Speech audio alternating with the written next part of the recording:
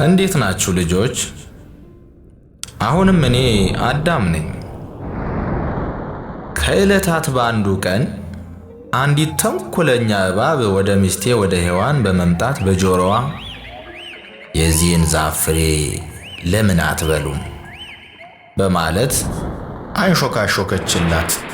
ሔዋንም ለእባቧ መልካሙንና ክፉውን ከምታስታውቀው ዛፍ በስተቀር በገነት ያሉትን የእያንዳንዳቸውን ዛፍ ፍሬ ሁሉ እንበላለን፣ ምክንያቱም እግዚአብሔር ከዚች ዛፍ ከበላን እንደምንሞት ነግሮናል በማለት መለሰችላት። እባብም የዚችን ዛፍ ፍሬ በጣም ጣፋጭ ነው፣ እግዚአብሔር ያላችሁን አትስሙት፣ ከዚች ዛፍ ፍሬ የሚበላ መልካሙንና ክፉውን በማወቅ ልክ እንደ እግዚአብሔር ይሆናል አለች። ሔዋንም እባብን አመነች፣ ፍሬውንም ወስዳ በላች። ከዚያም ቆርሳ ለእኔም ሰጠችኝ። እኔም እንደርሷ በላው። ወዲያውኑም ሁለታችንም በጣም ፈራን፣ ከእግዚአብሔር ተደበቅን። ከእርሱ ጋር እንዴት እንደምንገናኝ ወይም እንዴት እንደምናወራ ፈራን። እግዚአብሔር የነገረንን አልሰማነውም። ለዚህም ነው ከምንኖርበት እጅግ ያማረ የአትክልት ስፍራ ያስወጣን። ያቺ ቀን በጣም የምታሳዝን ቀን ናት። በድንገትም እግዚአብሔር በገነት መካከል ሲመላለስ ድምፁን ሰማን።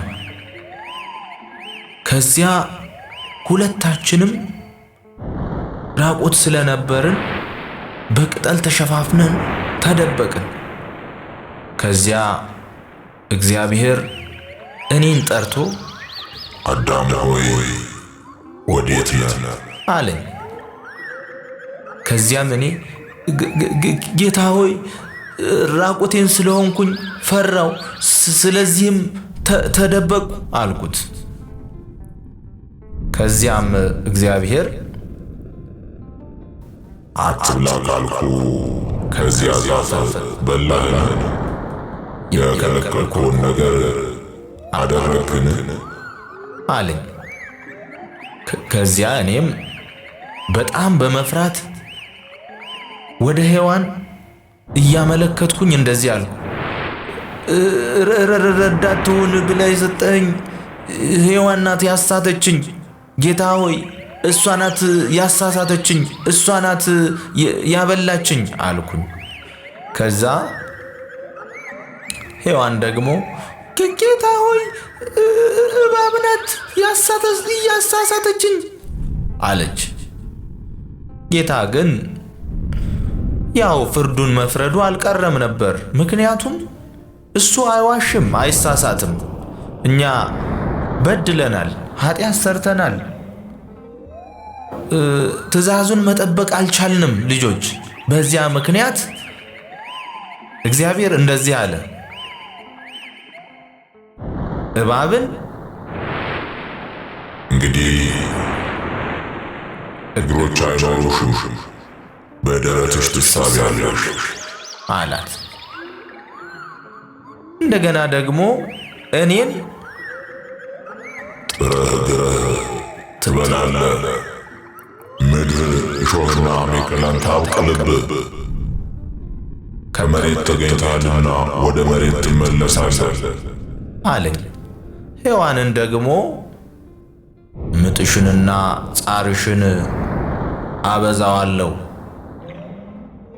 የዚችን የዕፀ በለስን ደም እንዳፈሰስሽ ያንቺም ደም ይፈሳል፣ ፈቃድሽም ወደ ባልሽ ይሆናል ብሎ ሁላችንንም ቅጣታችንን፣ ፍርዳችንን እንድንቀበል ካደረገ በኋላ በዚህ ምክንያት ከገነት አስወጣን። ራቁታችንን ስለሆን በጣም ፈሪዎች ነበርን። እግዚአብሔር ግን ራቁታችንን እንድንሆን አልተወንም። በጣም አዛኝ፣ ሩሩ፣ ቸር ስለሆነ በጣም ደግ ስለሆነ ከእንስሳት ቆዳ ልብስ ሰራልን። መድኃኒት የሆነውን ኢየሱስ ክርስቶስን ራሱን እንደሚልክልንም ቃል ገባልን። ከዚህ በኋላ ወደ ኤደን ገነት ተመልሰን መግባት አልቻልንም። ምክንያቱም መልአኩ በእሳት ሰይፍ ገነትን እንዲጠብቃት እግዚአብሔር አድርጎ ስለነበረ ነው። ልጆች እናንተም የምትታዘዙትን ነገር እምቢ እንዳትሉ። ይሄ ታሪክ የሚያስተምረን ሰው የታዘዘውን ነገር እምቢ ካለ ቅጣት እንደሚደርስበት ነው። እኔና ሔዋን የእግዚአብሔርን ትእዛዝ ባለመጠበቃችንና የጠላት የዲያብሎስን ትእዛዝ በመቀበላችን የሞት ሞት ተፈረደብን፣ ወደ ምድር ተጣልን። ክብር ምስጋና ይግባውና ጌታችን መድኃኒታችን ኢየሱስ ክርስቶስ መጥቶ እስከሚያድነን ድረስ ከመከራ አልወጣንም ነበር። ልጆች እናንተም የምትታዘዙትን ነገር በፍጹም እምቢ እንዳትሉ፣ ያልታዘዛችሁትን ነገር እንዳትሰሩ። እሺ ልጆች፣ ስላዳመጣችሁኝ አመሰግናለሁ። ልጆች እግዚአብሔር ይጠብቃችሁ።